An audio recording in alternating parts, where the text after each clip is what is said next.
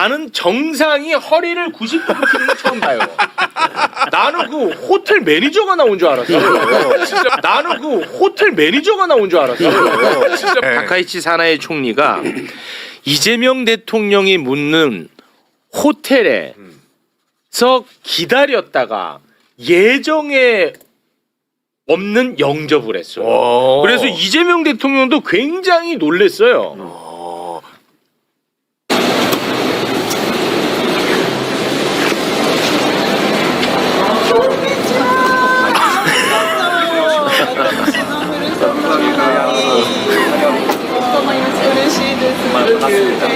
저 호텔 입구인 거죠? 또 약간 메뉴 같긴 해요.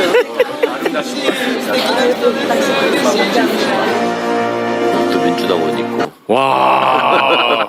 만약에 우리나라 정상이 우리나라에서 다른 나라 정상 올 때 이렇게 했으면 욕 많이 먹었을 것 특히 같아. 일본이었으면 난리가 났겠죠. 난리 났겠죠. 난리 났습니다. 저거는. 와, 저도 기분 안 좋을 것 중국 같거든요. 갔어 또는 중국을 불렀을 때 저렇게. 아, 그러면 난리 났겠지. 났겠지. 예. 어떻게 보셨습니까? 그런데 일단 한일이 이렇게 분위기 그러니까 윤석열과 이명박 때 우리가 기어서 말고 우리가 하나도 주지 않고 우리가 떳떳하게 얘기하면서 한일 관계가 좋았던 적이 우리 기억에 있는가 한번 생각해 보십시오. 물론 막 퍼줄 때는 있었지. 그렇죠. 퍼줄 때 아까 말했던 그 윤석열하고 이명박 정도거든요. 이렇게 네. 좋은 분위기가 없고 그런데 와.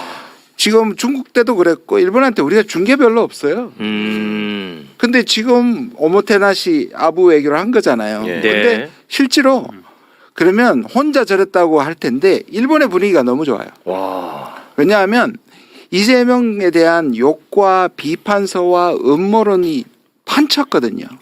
일본의 언론과 책방에. 예. 과거에 아니 대통령 되기 전부터 반일이라고 해가지고 수많은 반미, 친북, 친중 뭐 쫙 깔렸는데 그게 싹 다 없어졌고 없어졌어요? 이 분위기가 너무 일본 한 사람들한테 큰 인상을 준 게 저게 또 커요. 외교.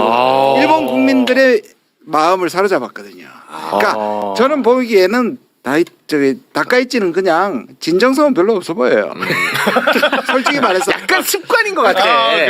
안 와닿아요. 그러나 습관이야. 저렇게 함으로써 전체 분위기를 잡아내고 일본 국민들의 마음을 얻었다는 게 진짜 중요해요. 국민 여론. 그럼 뭐 예를 들어서 뭐 혐한 정서라든지 이런 거는 쑥 많이 들어갔고 줄어들었군요. 평소에 욕하던 언론들도 대체로 호평입니다. 아, 그렇습니까? 대체로 호평입니다. 왜 그러는 거예요? 어? 한중일 관계에서 우리가 중간에 중립을 지키면서 또 다 우리에게 친한 척하는 매우 좋은 상황이에요. 아, 이제 조금 이해가 가네요. 네. 자, 정상회담에서 조세희 탄광 우리가 어제 좀 다루지 않았습니까? 네. 유해 DNA 감정을 공동으로 추진하기로 이야기가 되었다고 하는데요. 이것과 관련해서 우리 김준혁 의원님이 진짜 예전부터 관심을 많이 가졌던 이슈입니다. 맞아요. 1942년 2월 3일에 바로 야마구치현 우베시에 있는 해저 탄광이었던 장생 탄광, 조세희 탄광이라고 불리고 있는데 거기에 183분이 돌아가셨어요. 네. 그 중에 이제 136분이 우리 조선인들이었죠. 그래 이분들과 일본인 분들이 거기서 수몰돼서 돌아가셨는데 지금까지 근 뭐 80년이 지나도록 유해 발굴이 일체 이루어지지 않았었거든요. 그러다가 작년 8월 25일에 드디어 이제 유해가 네 분이라고 말할 수 있을지는 잘 모르겠지만 네 구의 유해가 이제 발굴이 됐습니다.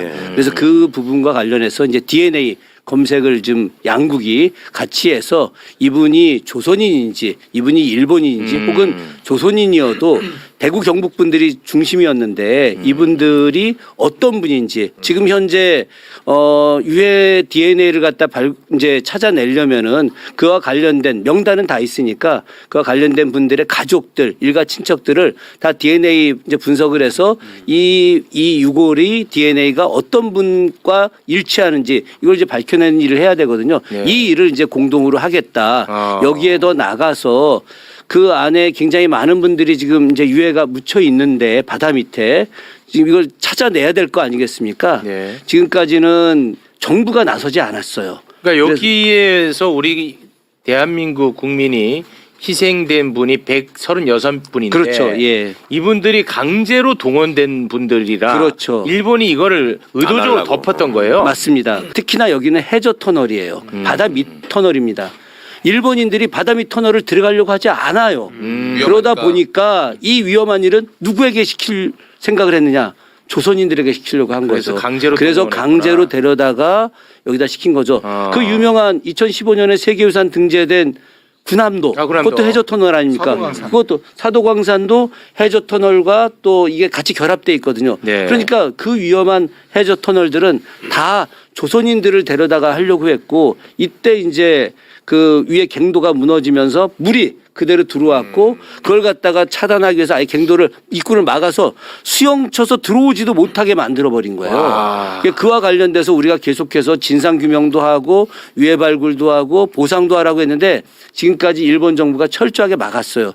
그래서 일본의 어떤 시민사회 단체 일부 이제 몇 분들과 또 우리 또 시민사회 분들이 결합해서 크라우딩 펀딩을 이제 해서 돈을 조금씩 모아서 잠수부를 고용을 해요. 민간 차원 민간 잠수부들. 그래서 민간 잠수부들 고용해서 여태까지 계속 발굴을 해왔는데 그게 이제 성과가 어렵죠. 저도 직접 가봤지만 바닷물이 너무 그 어두워서 네. 이거 찾아내기도 쉽지 않아요. 그래서 아니 그럼 민간 차원에서는 이제 발굴을 시도를 해왔는데 예를 들어서 뭐 일본은 이제 계속 막았다고 하니까 우리 정부 차원, 우리 국회 차원에서는 뭐 한 게 없나요?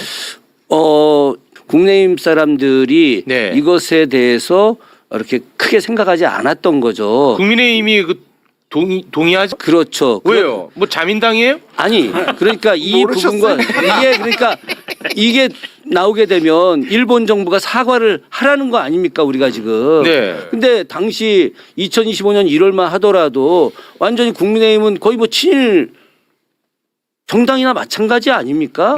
정권 자민당도. 교체되고 나서 자민당. 제가 6월에 다시 이제 방문을 했습니다. 그때 이제 우리 한일 양국 잠수부들이 이제는 이제 찾을 수 있다. 네. 그래서 이제 대대적으로 한 70분 정도 같이 갔어요. 같이 가서 정말 그 땡볕에 기다리고 있다가 끝내 그 이제 발굴을 못 찾은 거죠. 유해를 못 찾아서 갔다 와서 마침 그 며칠 뒤에 그 대통령실 관저에서 대통령님하고 원내 부대표단이 만찬을 할 기회가 돼가지고 제가 대통령님한테 말씀을 드렸죠. 내가 지금 장생탄광 갔다 왔다. 오, 그래서 그랬더니 이게 이렇게 됐군요. 장생탄광 그래 거기가 무슨 내용이야? 그래서 제가 설명을 해드렸죠. 그랬더니 하시는 말씀이 그러면 그거 저 정부 예산 좀 들여서 이거 양수기 물 펌프로 뽑아가지고 그 비계한 다음에 가서 조사하면 되는 거 아니야? 그래서 그게 그렇지 않습니다. 위에서 무너져가지고 이 바닷물이 가득 차서 그렇게 할 수가 없습니다. 그렇게 하기 위해서는 한일 양국 정부가 협의를 해서 그래서 예산을 세워서 그 위를 다시 좀 막고 그리고 나서 통로 이 전체를 안전하게 만든 다음에 물을 빼서 위해 발굴을 해야 됩니다. 네. 그러냐? 그럼 말씀을. 그와 관련해서 그러면 제대로 좀 조사를 해봐야 되겠다라고 네. 말씀하셨는데 그 뒤에 이분이 아주 깊게 생각을 하신 거죠. 그렇습니다. 그래서 이제 아마 이번 이 정상회담 박수 한번 때 쳐드리자. 이제 아니 그 우리 의원님이 그 뒤에서 있었네. 이건 박수 뭐 쳐드려야죠. 하여튼 제가 있었다기보다 저는 네. 어쨌든 다녀와서 그 상황을 이재명 대통령님께 말씀을 좀 드린 건데 제가 이렇게 말씀드릴 수 있었던 이유 중에 하나가 네. 원래 이재명 대통령께서 10월 25일 그 독도의 날이거든요. 이 날을 국가 기념일로 제정해야 된다고 21대 국회 때 발의를 했던 분이에요. 21대 때. 예, 그러니까 사도광산이나 군함도는 기본적으로 강제동원이라는 게서 그 원칙을 가지고 접근했잖아요. 그러니까 일본이 못 받아들이는 겁니다. 거꾸로. 근데 이거는 인권적 차원에서 일본도 들어있고 우리도 들어있으니까. 근데 실제로는 이게 들어가면 이게 강제동원을 증명하는 거거든요. 다시 올라오는 거죠. 그러니까 대통령의 실용이라는 방법이 지금 통한 거예요. 나는 왜 다카이치가 극우라고 우리가 계속 인식하고 있었는데 특히나 그 역사 문제에 대해서 우리가 원하는 것을 들어주면 국내에서도 좀 비판이 많을 텐데 어떻게 이걸 들어줬을까 궁금했거든요. 그러니까 그런 명분들을 안 건드리고 했으니까 할 수 있는. 근데 기술이네. 이게 그 사실 저희도 이제 그런 게 굉장히 걱정됐죠. 다카이치 될 때 여기 야스쿠니 신사 막 참배하는 사람 아니었습니까? 네. 그래서 걱정을 했는데 그렇습니다. 실제로 이제 작년 초 재작년에 이시바 총리가 이 장생탄광에 대해서 관심을 표명을 했었어요. 그래서 이 부분과 관련해서 일본 정부가 뭔가 차별을 해야 되지 않느냐라는 이야기를 했었고, 그래서 우리가 그러면은 일본도 이렇게 전향적으로 나오려고 하는데 네. 우리가 더 강하게 이야기해야만이 되지 않느냐라고 계속 주장을 했지만 윤석열 정부가 전혀 뭐 듣지 않았거든요. 네. 그러다가 이제 민주당 정권 들어서면서 우리 조국혁신당 또 민주당 또 나머지 민주 세력들이 다 연대하고 사회 대개혁을 부르짖으면서 이런 결과들을 이제 만들어낸 거죠. 정말 고맙습니다. 근데 이게 우리가 단호하게 이제 보면 언제 우리가 저는 대통령이 거의 약간 누이 동생?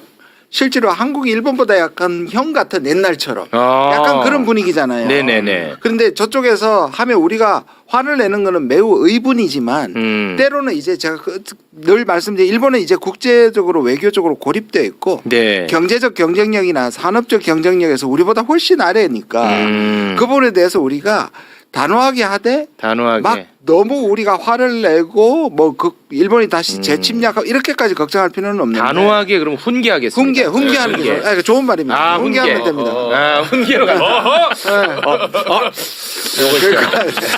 요거 알겠습니다. 네. 훈계로 갑니다.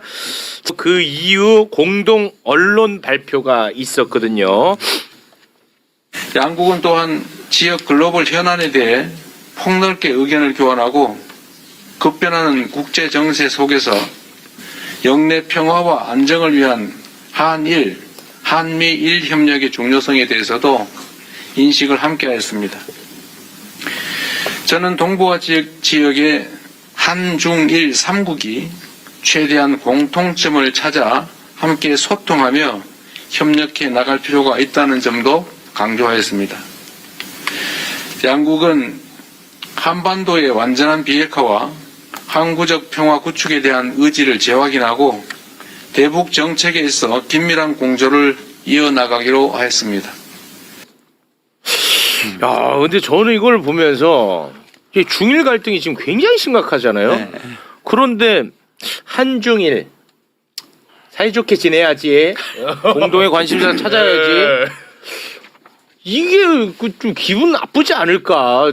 일본 입장에서는. 일단 중립을 한다 그랬잖아요. 네. 우리가 끼어들어서 문제를 해결할 수 있으면 하지만 섣불리 나서서 오히려 안 하지 한다고 할 한다. 일도 없을 이게 거다라고 얘기했습니다. 원칙을 중국에서도 얘기했고 그렇습니다. 일본에서도 얘기했는데 네.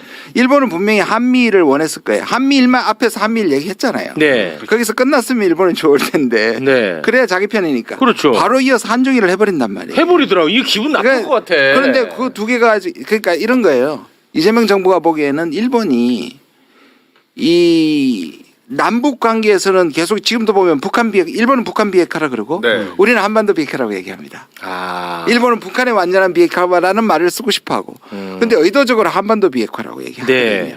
근데 일본은 북한 문제에서는 장애물입니다. 분명히. 그렇지만 동북아 전체로 보면 일본이 할 역할이 있고 네. 그다음에 북한에 손 내밀 수 있는 북일 회담 이게 또 다른 의미에서 하나의 해빙이기 때문에 아까 말한 것처럼 큰형님으로서 일본 그냥 진영 논리 하지 말고 크게 보고 한중일 협력해야 된다. 지금 가르치는 겁니다. 그 둘이 한번 악수해. 우리가 형이네. 지금 그런 오빠네. 가르치는 겁니다. 진짜. 그리고 진짜요. 속으로는 기분 나빠도 아까 말씀드렸잖아요. 지금 국내 정치나 외교적에서 지금 이렇게 얘기하는 것에서 아무리 속으로 기분 나빠도 네. 표를 못 냅니다. 오, 야, 이거 기분이 많이 좋네. 아 주도권은 뭔가 잡고 가는 아니요. 그렇습니다. 오죽하면 아까 언론을 말씀드렸는데 우리가 중국에가 누가 봐도 국빈에서 환대를 받고 한중 관계 저렇게 좋아졌잖아요. 복원이 됐는데 네. 일본 언론의 평가는 한국이 중립을 지켜서 고맙다입니다. 아 일본 반응. 일본의 언론 반응이 그러고 나서 쓸데없이 이번에 이재명 대통령이 오면 독도 얘기해서 자극하지 마라. 하지 말라고 또 언론이 단속을 했죠. 그러니까 그런 지형지물과 모든 상황을 다 알고 네. 저렇게 가르치는 겁니다. 아유 너무 좋습니다. 두 정상이 K-팝을 반주로 틀어놓고 이 드럼 연주를 하는데요. 생소하긴 하네요. 물론 뭐 개인적으로는 고맙기는 하더라고. 네, 어떤 게요? 아니 우리나라 아, K-팝을 K-팝을 들고 하는 틀면 거? 반주로 그렇죠. 틀면서 드럼을 연주하니까 네. 그런데 뭐 보신 분들도 계시겠지만 나는 아무튼 보기에 좀 민망하더라고. 왜냐하면 일단은 대통령이 못하시고 한번 처음 그러니까 이재명 대통령은 아마 처음 치는 처음 것 치는 같아. 거예요. 처음 치는 거예요. 그러니까 완전히 너무 힘들어 노동 같아. 그러면은 어렵죠 또. 근데 다카이치는 대학교 때 밴드에서 밴드를 했어요. 드럼을 쳤나 봐. 맞춰준 근데 거지. 막상 보면 되게 어색하고 좀 약간 과해. 막 두구두구두구 막 말이야. 상당히 민망하더라고요. 다카이치 이상해. 머리 돌리는 거 봐. 나 죽을 맛이야.